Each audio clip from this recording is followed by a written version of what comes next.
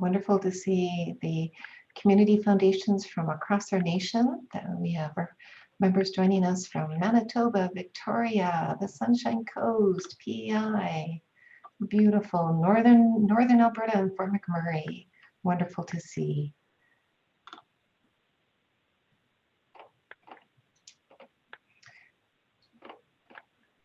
Cindy, shall we get started? Yep. Okay. Yes, absolutely. Welcome, everyone, and thank you for taking time to join us today on our webinar on feminist grant-making, shifting practices for a more promising world. I appreciate that you are setting aside this next 60 minutes as we explore this topic for your own professional development and learning journey within your work as a community foundation. My name is Cindy Lindsay, and I'm the co-director of Learning and Network Engagement with Community Foundations of Canada. I'm really pleased that you could be here. I'm calling in from my home in Elora, Ontario, and I would like to acknowledge that I live on the traditional territory of the Attawandaron, Wyandot, Mississauga, and Haudenosaunee First Nations. This is known as the people of the Between the Lakes Treaty and the Haldeman Tract. And I'm extremely grateful for their stewardship of the land as we humbly seek to live together in pursuit of justice and right relations. And I'll just turn it over to my co-host here, Tracy Vabrick, to say hello. Well, good morning, everyone, and thank you so much, Cindy. It is an absolute pleasure to connect with all of you from my home, and my home is in Grand Prairie, Alberta, and I'm connecting with you from the Treaty 8 territory, which is the traditional lands of the Métis, the Cali Lake Métis Settlement Society, and the Beaver First Nation. And I'm committed to learning the history of the lands that I live on and to continue to support the people who have opened our lands and are here strengthening the communities that I call home today. It is an absolute honor to be able to share these lands with so many kind and caring individuals that are also focused on strengthening community, which is so important for myself. It is a pleasure to have all of you with us today, and we really appreciate you joining us from all these communities that we're seeing in the chat box. Thank you so much for sharing. Cindy, I'll turn it back to you, but just as we get ready to go back, what I do ask is everyone if you could use the chat box, and I'll be monitoring the chat box, and then Cindy and I will be bringing forward your questions at the latter part of our session today. So Cindy, back to you, please. Great, wonderful, thank you. And yes, as Tracy mentioned, we are recording this. It will be in the resource library. And so please take this opportunity to ask as many questions as possible of our presenter today and gain as much as you can from this learning experience. So next slide, please, Tracy. It's my pleasure to introduce two amazing women today. First is Minji Hong. Minji is one of our newer members of the team at CFC here. She's our coordinator of strategic initiatives, but I'm sure many of you might have had some connection with Minji either through the Emergency Community Support Fund, the RBC Future Forward initiative, and the Canada 150 as well. So Minji touches a lot of our programs within CFC, and she is leading the gender equality cohort that we launched earlier this fall, and which she'll speak to in a minute. So thank you for joining us today, Minji. And I'm also thrilled to introduce Anuradha Dugal, who is the Senior Director of Community Initiatives and Policy at the Canadian Women's Foundation. Anuradha has been with the foundation since 2008, but was previously a board member from 2002 to 2007 and chairs the Violence Prevention Committee as well. She has extensive experience in feminist policy, feminist grant making with a number of organizations in Canada. And so we're really thrilled that she can join us today and share some insight into this work around feminist grant making. We're also fortunate that Anuradha is bilingual, so for any Francophones who would care to ask questions in French in the chat box, she will be more than happy to respond in French as well. So to the next slide, I will just say welcome to you both, and we will now turn it over to you, Minji, to just do a brief overview for those of you that are on our call today that are participating in the Communities for Gender Equality cohort. Thank you, Cindy. Hi, everyone. Good morning or good afternoon, depending on where you're joining from. I'm happy to be joining you all today from Ottawa, Ontario, the traditional unceded territory of the Algonquin Anishinaabe Nation. My name is Minji Hong, and as Cindy mentioned, I'm currently working at CFC on a national initiative called Communities for Gender Equality, which is a part of a 5-year plan to advance gender equality in Canada that launched in 2019 when CFC became one of the founding partners of the Equality Fund. And I'm happy to provide a brief overview of this national initiative. Grounded in CFC's commitment to creating communities where everyone belongs, Communities for Gender Equality is a national initiative that builds on long-time efforts by community foundations across Canada to build healthy, resilient, and equitable communities. This initiative builds on efforts to shift power to women, girls, Two-Spirit, and gender diverse people, advance gender equality domestically, and work towards a future grounded in justice and gender equality. It is supported by a collaboration between CFC and the Equality Fund with support from the Government of Canada to respond to local and global challenges that disproportionately affect women, girls, Two-Spirit, and gender diverse people, which are, as we all know, being increasingly exacerbated by the COVID-19 pandemic. The initiative takes a holistic approach to gender equality through 3 core gender lens activities, namely institutional change, grant making through the Fund for Gender Equality, and investing. They essentially represent 3 calls to action, which is to hold a mirror up to our own practices and policies, to shift power to women, girls, Two-Spirit, and gender diverse individuals by supporting their leadership on community level initiatives, and to pivot existing investments to reflect a commitment to gender equality and justice. As CFC works to reflect and look ahead and to hold a mirror to our own practices and policies, we invite community foundations across Canada to join us on this journey through 2 cohorts. The first cohort, as Cindy mentioned, has been recently formed with 21 participating community foundations, of which many are participating in the webinar today. And the second cohort will be recruited in 2022. If your community foundation is interested in participating in cohort 2, we strongly encourage you to attend these learning webinars to learn more about applying a gender lens approach to your work. And I'm very grateful that Anuradha is kicking it off today on what gender lens grant making is all about. And as always, don't hesitate to email the equality inbox on the slide, and I'll also put it in the chat box as well for any questions related to this initiative. Thank you. Hello, everyone. So I'm very pleased to be able to introduce to you this morning some of the work of the Canadian Women's Foundation and talk about opportunities to advance gender equity in grant making.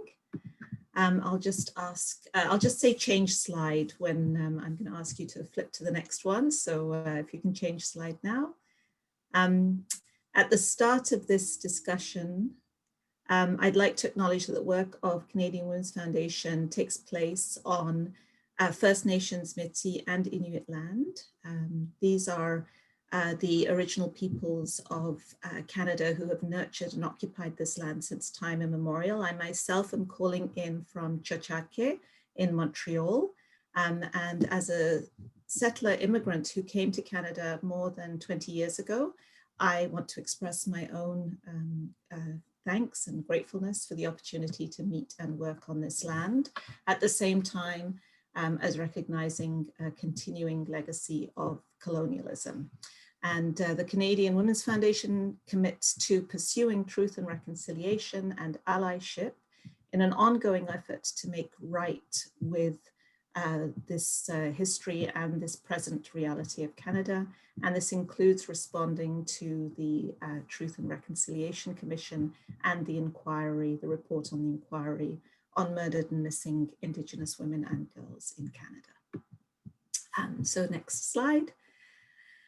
Just quickly, for those of you who don't know too much about the foundation, we fund programs throughout Canada, prioritizing communities where the needs are the greatest.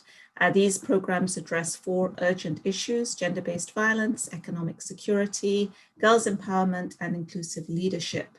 And we also work to improve systems, policies, practices that advance intersectional gender equity. Since 1991, we have raised more than $100 million and distributed that to over 2,000 communities in Canada. This is really with the support of donors, corporate partners, individuals, and private foundations, as well as the government. Next slide. So we've made a commitment to reach communities where both the economic conditions and violence against women and girls manifest in different ways and need usually localized, specialized, community-based solutions to overcome. In particular, just as an example of how we put that into action, we know that in rural and northern and remote communities, particularly Indigenous women, are facing much higher rates of gender-based violence and also have additional obstacles when it comes to accessing help. So they face barriers, including social isolation, longer travel times to services, transportation difficulties, a lack of service providers and resources, as well as other concerns such as accessing services in a confidential manner, particularly in small communities. And during the COVID-19 pandemic, when we are talking about northern, rural, and remote communities, we also have to take into account the patchy and incomplete Wi-Fi network services in these communities. So as some organizations have been able to shift their work online, that has not helped all women in equal measure across Canada. And that's really when we talk about reaching communities where barriers are highest and needs are greatest, we're trying to get to that kind of level of particular support, recognizing that we need to build the strength of local service providers to do their work so that they can also address systemic change. So on the next slide. So what does that mean for perhaps you as a foundation or a community foundation, a community funder? What does it mean to think about a gender-based analysis plus? And there's I would just say there's some contestation among people we work with and within the foundation ourselves, using the term gender-based analysis plus. Makes the plus, which are actually very, very important intersections such as living with disabilities or being Indigenous or Black or living on a low income or being an immigrant or a refugee. That plus seems to denote that the additional oppressions are not as important as gender. And I would just want to say that it's very, very important at Canadian Women's Foundation that we do not give that impression. All of those existing inequities that are really built into systems that women navigate throughout Canada are as important as each other. And I think it was Audre Lorde who said, there's no such thing as a single issue struggle because we don't live single issue lives. And that's really why we try to use the term intersectional more and more. And I know that intersectionality is maybe a bit of an academic theory and one that people sometimes don't see how it's different from being feminist. But I think what's important about it is that it is an opportunity to name additional oppressions that, of course, are part of a feminist struggle, but it's a different way of naming them. So what we are looking at when we talk about gender-based analysis is how to consider what our actions are through a through an analysis framework that consciously looks at differentiated impacts. And on the first hand, you can look at what seems to be a neutral policy, and then try and put an intersectional or a gender-based analysis plus lens on it, so that you can actually imagine, if I were a person with this experience, how would this policy or program respond to my particular needs? Or you can build it the other way and say, here are the needs that have been identified by this particular community in this particular situation, and we will respond to those with a program or a policy or a procedure that is built for them and usually by them. So there's a couple of ways to apply it, and so I'm going to probably shift between those two ideas as we go through the presentation, but I just want to make sure that you understand that you don't have to remake everything from the beginning. It's great if you can build new things from the beginning with this framework, but it's not an essential part of the process. The essential part of the process is looking for and understanding those differentiated impacts. So just as a couple of examples, I am also the president of a feminist at arm's length advisory committee for the City of Montreal.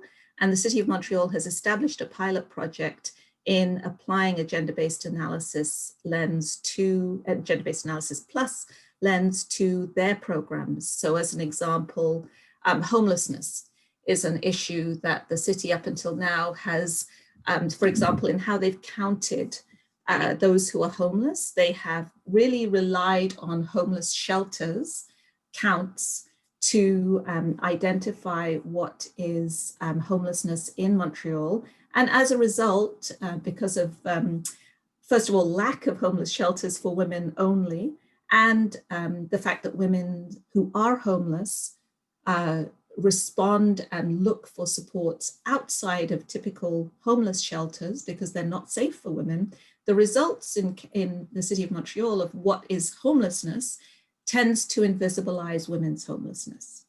And so one of our processes there is to talk to the City of Montreal about how you measure homelessness amongst women, so that when you're coming up with programs that will respond to what they need, you are reaching women where they're at, and you're not looking at what seems to be this annual count that says, of all the homeless in Montreal, 20% are women. That number is based on a systemic issue in the counting system. So that's one of the ways that you can apply a gender-based analysis to a needs assessment around grant making.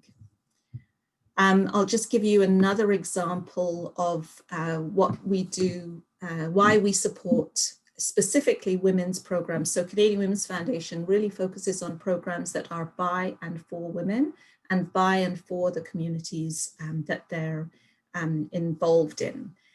So we do this because we don't really believe there are neutral programs. We don't believe that there are programs that can reach everybody in the same way and get to this good results for everyone. So as an example, we know that sports and leisure programs, very typically, whether it's boys or girls clubs or Big Brothers, Big Sisters, those kinds of organizations, YMCAs, they usually open programs for youth. And again, what they find is that actually in many cases, they are only reaching, or they are primarily reaching boys. They don't actually reach girls. And there's some really good data that explains why this happens. And you have to go back into the data to understand how your grant making can be adapted to those specific realities. So, for example, we know that by grade 6, many girls lose confidence. If you're low in confidence, you're not going to go to a space that you don't know and enter into a program that you're unfamiliar with. Many of them are less happy with themselves than boys and actually dislike themselves. By grade 6, 36% of girls say they're self-confident, but by grade 10, this is 14%. And just as an example of sports and leisure programs, girls become less and less active as they transition from childhood to adolescence. So that beginning at the age of 12, girls' involvement in physical activity declines until only 11% of girls are still active by the ages of 16, 17. And all of that is tied up in body image and judgment. So what does that mean for funding programs? It means when you're looking at supporting a sports program, a leisure program, something at the YMCA, something at the local community center, the Maison des Jeunes, as we have here in Montreal, one of the questions you should be asking is, does it reach girls and boys, obviously also gender diverse youth and non-binary youth equally, or with an intention to overcome those barriers? And as you're making the decision about grant making, how has the organization explained that they're overcoming those barriers? So we always ask a question in our applications. What is your gender-based analysis plus of this program? How have you assessed the needs of all genders and accounted for them in your recruitment processes, in your retention processes, in the kinds of activities you're offering?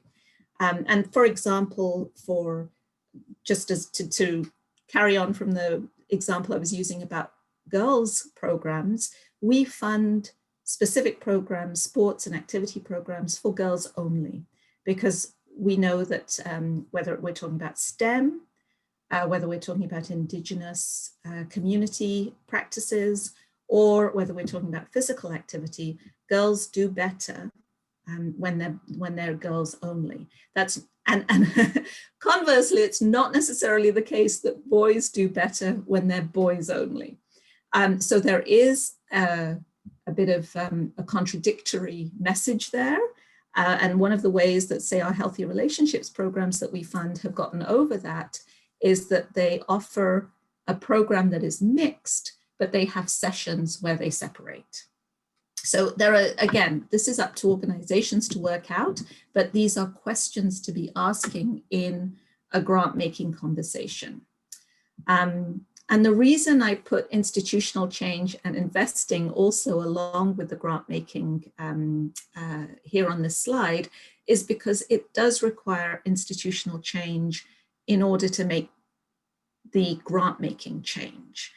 You can start and you can make changes at a level of program and funding portfolios. But in the end, the institution needs to recognize that there are reasons why grant making should be differentiated in this way. And without the support of the whole structure, you may not get to the results you're hoping to. And I'm going to come back to that at the end. So next slide, please.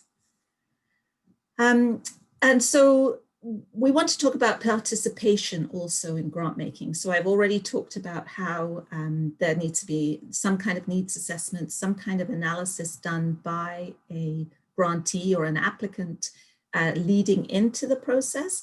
But how do you make sure that the process of decision making itself continues to respond in a positive way to both the analysis and continues to keep the analysis going throughout the whole process of the grant making, but also keeps the knowledge that you might not have. So we are very conscious at Canadian Women's Foundation that we do not have all the knowledge we need to do a full intersectional analysis of the grants we make. We are individuals with various kinds of experiences, but it's also very feminist to realize that working in a group, we have far more capacity to get to good decisions than working as individuals or working in a much smaller. So we do take participatory grant making very, very seriously.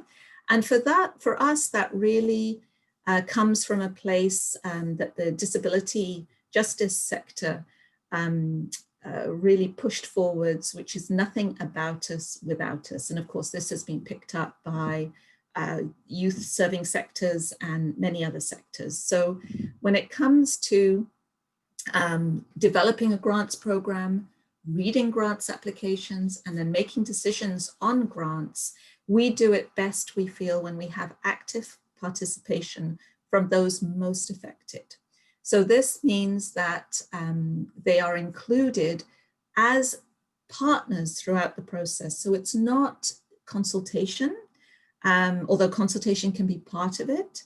It's being in a constant partnership and communication with those who are most effective. And again, you can start small. It doesn't have to be that you're going to overhaul your whole committee process, although over time that should happen. But you do need to include, if you've got a program that's responding to the needs of young people, how many young people read the applications and are on your committees.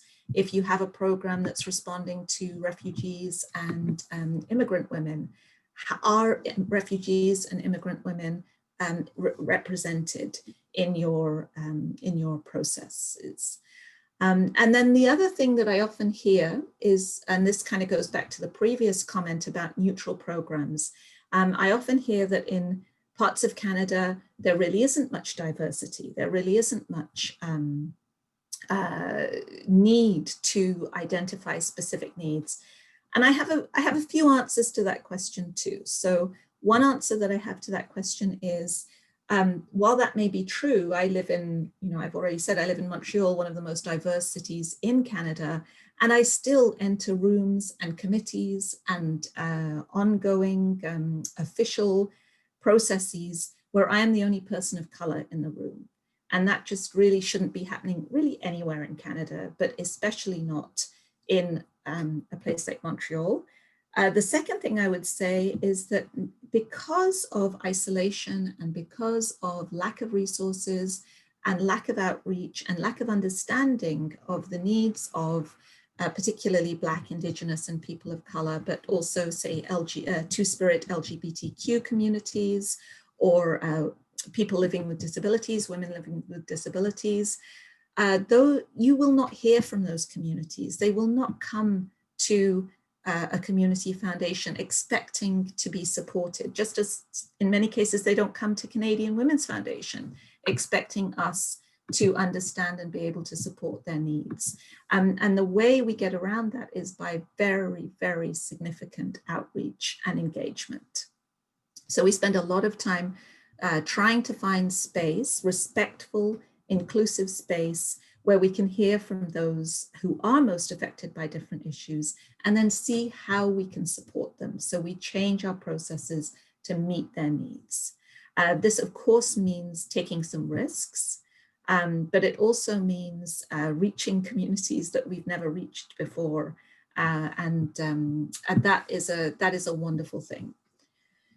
A couple more things maybe about what's specifically feminist about some of these processes. One of the things that I'd say is a feminist practice is reflexivity in our work. So the learning from communities, the stopping to listen, to hearing, and to really making it about a process whereby the foundation is not in control. That is a very feminist process that we try to, of course, money in of itself puts power and control in the hands of those of us who work for foundations, and that's very, very hard to dismantle. I'm not suggesting we can dismantle it entirely, but we can break down the hierarchy between staff and applicant, or staff and grantee, or foundation and community.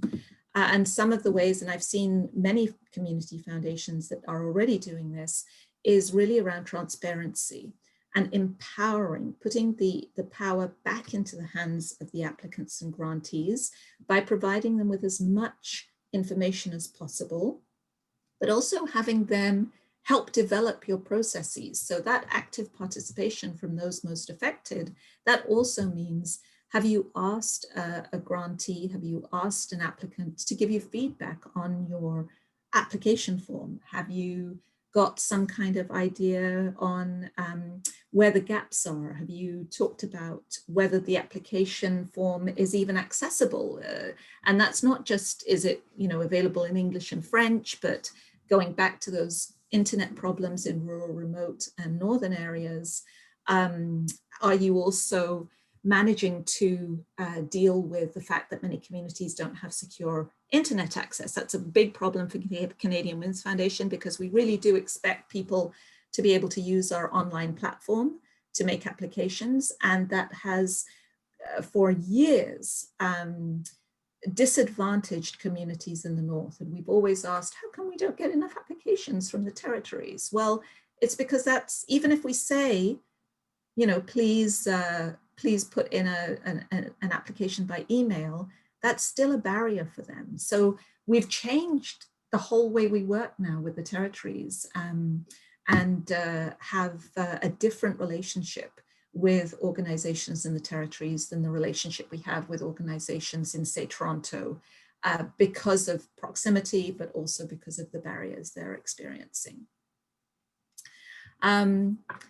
So those, I guess those are a few. I think the reason I put leadership on this slide, sorry, I'm just going to go back to leadership, is that that risk taking that you're doing, especially with smaller communities and those who are maybe more grassroots, requires leadership to accept that there will be some riskiness in a grant making portfolio. And I know that's hard, particularly when donors are involved, or when there's a particular understanding of what an OK program is. But I'll come again later on in the presentation. I'm going to talk a little bit more about how that can be addressed. And then the last thing, I think I said this, but I'm just going to say it one more time. We use consensus decision making. So for us, participatory grant making means consensus as a feminist practice again. So consensus means that it's not a case of everybody, like in our typical committee, 5 people read a grant application, 2 people say, yes, sure, let's fund it. 3 people say, I have some doubts. What then ensues is a conversation where those who have doubts are in conversation with those who think it's a strong proposal. And it really is a conversation about consensus building. It's not about, I'm right, I saw the errors, oh no, I'm right, I know this organization and they'll do good work. It's about together finding the compromise whereby the doubts that have been expressed by some readers can be met by solutions that are experienced by those who know an applicant well, or have read the application with a different lens, and then because of their experience, and then they come together. And it's not about one side winning and the other side losing. It's about all of the views being taken into account to come up with a decision that everybody can live with. So that's another factor around what we call participatory grant making and consensus building. I see the question or the comment about CRA rules, and I absolutely agree with you. And I am going to touch on that very briefly later on in the proposal. And I think the CRA rules, particularly as it requires organizational structure over individuals, is an enormous barrier. And there are workarounds, and maybe that's something I can talk to. I'm sure you've also experienced workarounds and have tried to make some things happen, but there are more to look at, I'm sure. Okay, sorry, next slide. I'm just conscious of the time, so I'm going to try and make sure I've got enough time for everyone. So as I mentioned, we we take many different kinds of programs, and we work along a continuum. So the continuum would include levels of riskiness. So our grant making, our grant portfolio, the grants we choose in the end are always along a continuum. So they're along a continuum of riskiness, they're along a continuum of practice, they're along a continuum of innovation, So just there's always a variety of organizations and a variety of approaches. Another thing that I think is quite feminist is our wariness of the term best practice. And best practice is for us, who's best practice, how, where, when, why. We have a lot of questions about this idea. So we tend to use the term promising practice or good practice. And sometimes we even say good enough practice. And what we mean by that is that while something may not be peer reviewed or have had some kind of randomized control trial to test its efficacy, the community need and the community support is for us equivalent to a randomized control trial. So the example might be, here's a program that helps women become peer mentors for other women who've experienced gender-based violence. Well, that's a pretty specific experience, and it's pretty hard to do. So as long as women are still coming in the program, they're staying in the program, they're becoming peers, they're giving back to the community, they're learning their leadership skills and are able to give back in some way, the efficacy of the program doesn't need to be proved for us in any other way, but that community responsiveness is in place. So I think that's really important to just note when we're asking for sort of proof of efficacy. We also, when we talk about working along a continuum, as well as funding projects and organizations, we fund movements and missions. We fund advocacy and rights protections. And that's really important because those are not typically things that are easy to fund. And they're also things that when you're talking particularly about gender equality and advancing gender equality for all women, you need advocacy approaches and you need rights protections because constantly those rights are under threat for women in Canada as they are elsewhere. And we've already seen that in COVID. Just as an example, during the pandemic, women lost their jobs. But women are, first of all, more typically in precarious part-time or low-wage work. Those are some of the jobs that were not able to move online and were also kind of associated with retail, food, all those sorts of services. Those are the ones that are typically the jobs that have been lost most quickly, and they are the jobs that are taking the longest time to come back. So women lost their jobs faster, and now 9 months on are actually least likely to have regained their employment opportunities. So that's again an example of how data then informs what you fund. So in order to reach the women who are at the most serious needs, how do you understand their employment opportunities and their employment situation so that you can get to what they need the most from you as a funder. And working upstream is, just as I've said, a way to make sure that you're working along a continuum. So yes, you can fund the programs where the women, are, if you like, are at the end of a process of facing barrier after barrier, but how are you working upstream so that they don't have to face all those barriers? So that you're talking about employment processes at a much earlier stage, or preventative programs for young people so that young people don't end up in abusive relationships. So just as a couple of examples. Next slide.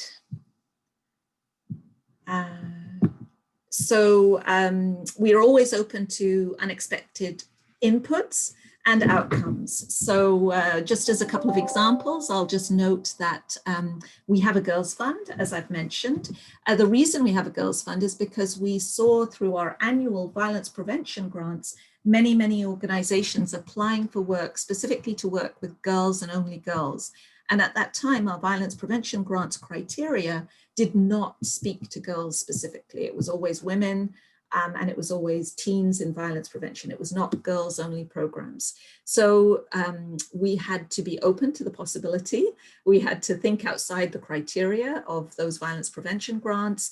And then over time, we did the research, we did the community engagement and community consultations. And out of that was created the Girls Fund, which is now a program that works with girls aged 9 to 13, has its own criteria, but also those criteria are constantly changing and emerging. So we're open to those possibilities. The same thing happened with the anti-trafficking work that we were involved in at the beginning. The anti-trafficking work has also changed dramatically over the last 5 to 7 years. And so now we fund that work in a completely different way, and we don't use necessarily the anti-trafficking language. We use sexual exploitation as a different way of looking at it. And so it's important to constantly be open. I think right now, Black Lives Matter is another way of looking at the oppressions, the differentiated oppressions that are experienced by different communities in Canada. And I think that's an excellent example. Black Lives Matter is probably doesn't have a charitable number. So how would you support that kind of rights and advocacy organization led by young women, led by women? And in fact, at the center of Black Lives Matter are gender lens understandings, intersectional understandings of what's happening to women in Canada, that really do deserve funding. So how would you work around that? I think the slide's coming about workarounds, but if it's not, I'll touch on it at the end. Next slide. So what's another important factor about feminism in grant making is including your leadership image. Like, what is leadership for you in your team, in the staff, in the volunteers, in your board, and in your succession planning. So there have to be a constant taking on of responsibilities and an opportunity for particularly women in all of these teams to develop their leadership. And I already know that 80% of women, 80% of the nonprofit sector is staffed by women. So when you look at those numbers, I think you also need to think, okay, so if 80% of the whole workforce in all charities and nonprofit, 80% are women, do our volunteers reflect that? Does our board reflect that? Does our succession planning reflect that? Does my team reflect that? And do I include survivors and participants at all these levels? So throughout all points in your team, in your the makeup of your organization, have you considered that the processes are connected to your community, inclusive, reflect your community members? Have you consulted with experts, and experts include those who have been most seriously affected by the issues you're trying to address? And are you offering leadership opportunities along the way for those experts and those community members to step up and have decision-making power within your grant-making circle? That's also very feminist approach, is to share those decision-making opportunities. Next slide. So it's also important to connect the idea of gender equality in your grant making to the Sustainable Development Goal number 5, which is to achieve gender equality in all the work that you do. And so I think it's important to think about whether your goals are aligning with achieving gender equality. So just as a couple of examples, that would include, say, in your programs that support environmental issues or arts and culture. Has there been a gender lens applied to how those programs will help support the achievement of gender equity, gender equality over time? And do the programs that you're funding also take into account gender equality and make sure that they're offering services that will reduce barriers to women. And some of the very typical barriers that women face, whether they're taking part in an art program or they're taking part in a yoga course, is do they have transportation, safe transportation? Do they have childcare? Is it happening at a mealtime? Because for most women, if something's happening at a mealtime, they're not available. Has the organization taken into account the fact that women have a double burden and sometimes a triple burden of work, childcare, and family care? And what have they done to address those issues? And then when you're reaching out specifically to women with disabilities, for example, is there an extra fund? Is there an understanding that it costs extra to include women with disabilities because of the assisted care that they need, because of the assisted transportation they need? Is all that built into the budgeting process? Those are extremely important access issues, not to mention translation and interpretation, not to mention other forms of safety and security that women in programs are looking for, that men, when they come to programs, are not necessarily looking for in the same way. Those are very important aspects to think about. And then when it comes to measurement and learnings, when we evaluate ourselves at Canadian Women's Foundation, we are not evaluating the programs we fund, we are evaluating how we have funded programs. So we have a certain level of expectation of what we think these funding portfolios will achieve. And what are these expectations? What are these based on? Where do our expectations come from? And have we managed to realize both the best case scenario and the worst case scenario? So when we ask programs to report back to us, we want to know things like most significant change. We want to know what failed, because we do believe very much in the idea of fail forward. The mistakes will inform what we're going to do in the future. We can learn from success as much as we can learn from failure. And we must make sure that there's an even enough relationship between us and a grantee that they feel that they can clearly tell us what's going on for them and why, for example, they haven't reached the number of participants they hoped to. We want an honest conversation. We want transparency. We offer transparency, and we want transparency back, because that's how we learn what's happening on the ground and then how we can change our funding. There's no point for us in funding a program that will say supposedly reach 20 young people, and then it reaches 10, and rather than tell us they only reached 10, they fudge the numbers so it looks like it's 20. We would rather hear we reached 10. Oh, why is that? Well, because there was no transportation. A bus was cancelled in our community, and suddenly all the kids from that particular part of the city could not come to our center. And then there's a conversation. Okay, so why did what could you have done? Could you have partnered with, could you have gone to them? Was there outreach that you could have done?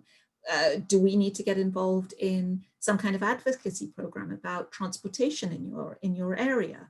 There's a lot of conversations that come out of that very open conversation about things like numbers and metrics. And also although we always ask for metrics, we try not to make the funding about metrics.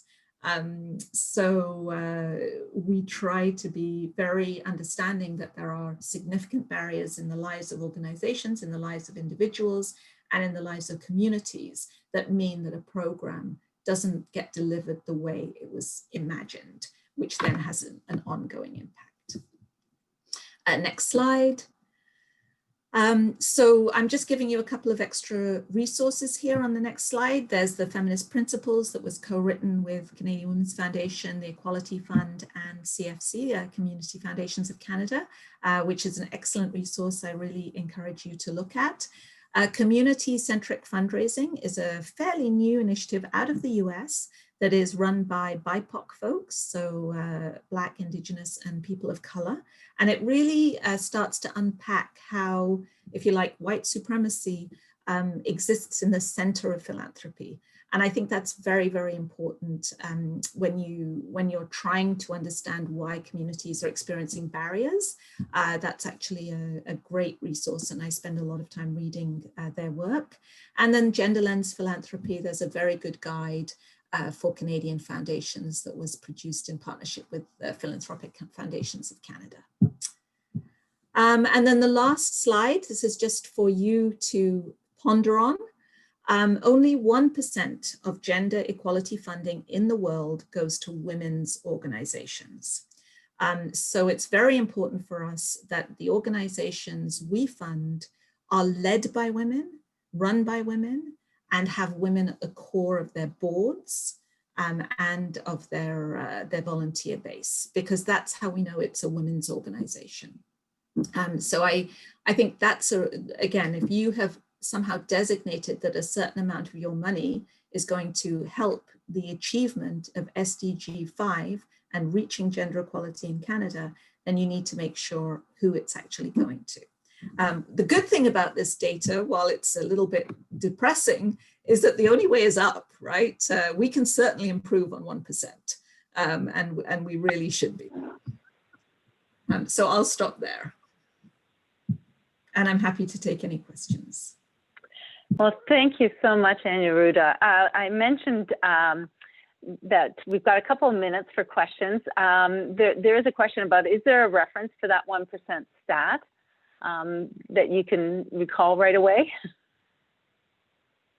Yes, it comes from a Guardian article. I will try and just put the, I don't know why it's not working, but I'm just going to try and copy and paste the, I'm having a bit of a problem. Just give me a minute and I'll copy and paste it into the, absolutely. And I'll just mention, yes, we have recorded this session and the slides will be available as well in our resource library. And we'll also send you the link and following today's webinar. Some great points and learnings that you've shared with us around, the journey of the Canadian Women's Foundation too, as we start to shift our work in this space. And oh, great, you've got the link in there. Wonderful. Thank you so much. So folks, if you do have any questions, as I said, we've got a couple of minutes of her time with us still. I am curious though, you mentioned early on about working in the North in the territories and realizing that you had to create different relationships and different processes than others.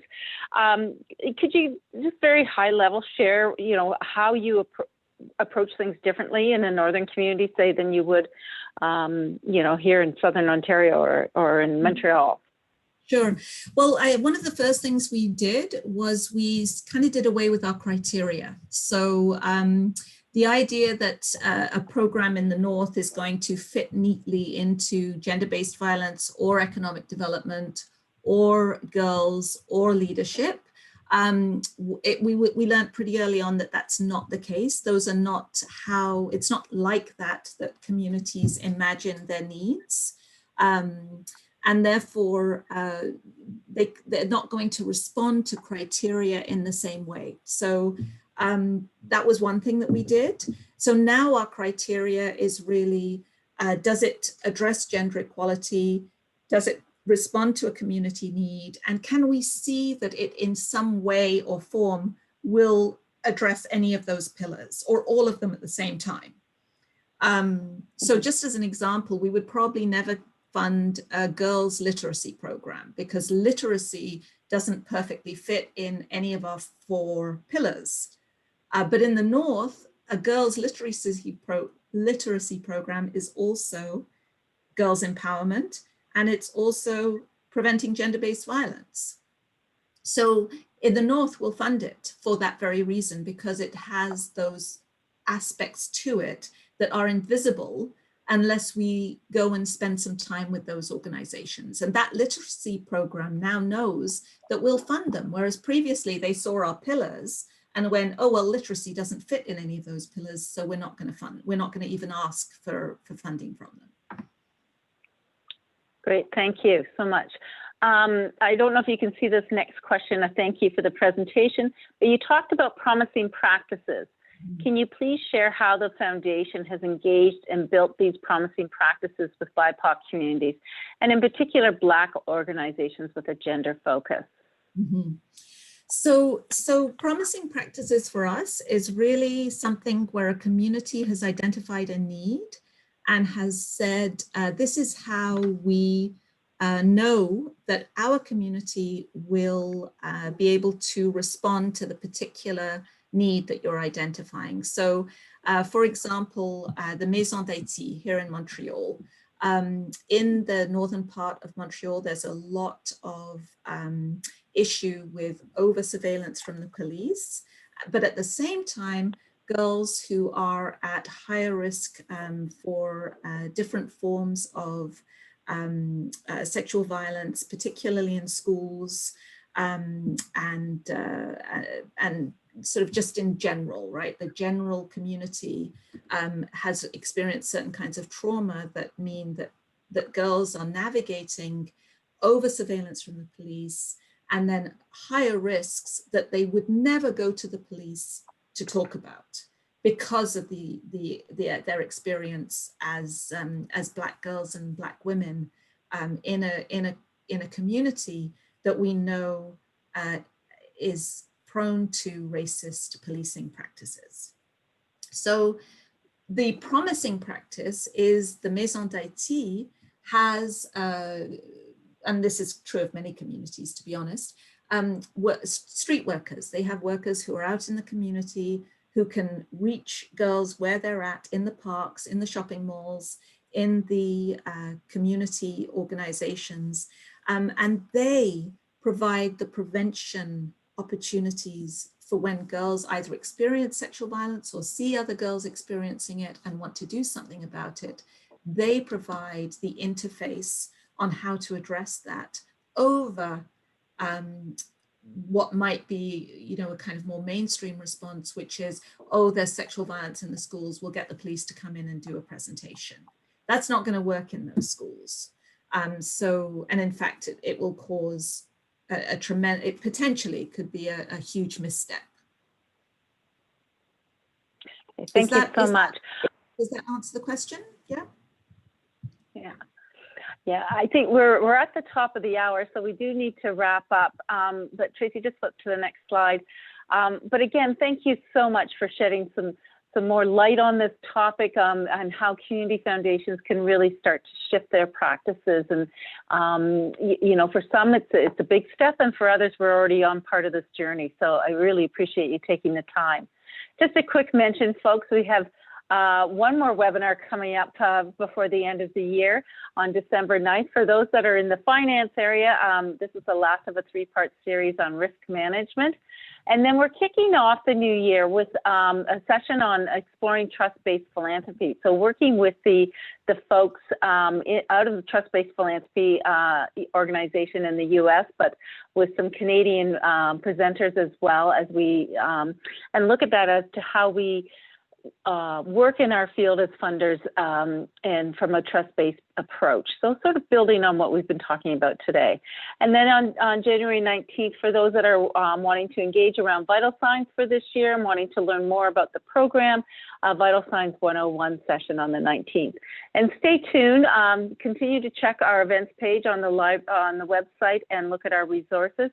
We will also be rolling out next week a fact sheet on feminist grant making in French and English that will be available, and we'll certainly make sure that you know about it. And so again, thank you to everyone who joined us today. Minji and Anuradha, thank you so much. I really appreciate your time and expertise with us today. Take care, everyone. Thank you. Thank you so much. Take care. Thank you.